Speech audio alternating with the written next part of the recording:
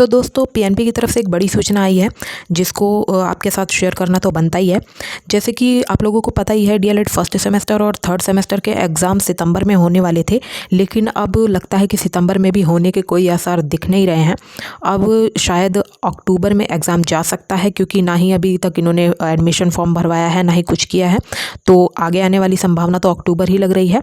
बाकी आगामी भर्ती में हो सकता है कि डीएलएड थर्ड सेमेस्टर वाले शामिल हो पाएँ, अगर ये एग्ज़ाम टाइम पे करवा लेते हैं तो।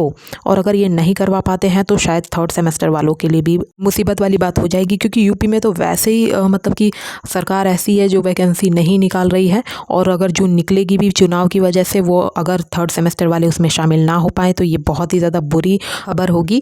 तो जैसा कि आप लोग जानते हैं कि डीएलएड थर्ड सेमेस्टर वालों का 19 अगस्त तक मतलब पूरा उन लोगों का 6 महीने पूरे हो चुके हैं।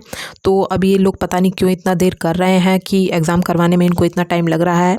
जब मैं डीएलएड कर रही थी तब भी इन्होंने ऐसा ही किया था, और अब भी बच्चों के साथ मतलब कोई भी परिवर्तन नहीं है बच्चों के साथ। अब कम से कम पीएनपी को क्विकली एक्शन लेना चाहिए और बच्चों के एग्ज़ाम करवाने चाहिए, क्योंकि बच्चे भी ऊब जाते हैं पढ़ते पढ़ते, एक ही सब्जेक्ट को कितना ही पढ़ेंगे। मेरा भी बैच 2022-24 था, लेकिन इन्होंने इतनी लापरवाही बरती और 2025 में अप्रैल में मेरा एग्ज़ाम क्लियर हुआ फोर्थ सेमेस्टर का।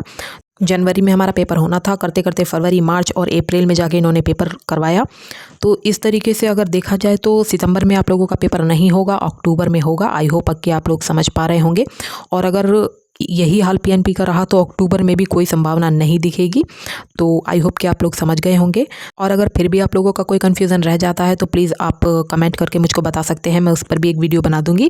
And thank you for watching. Bye bye, take care.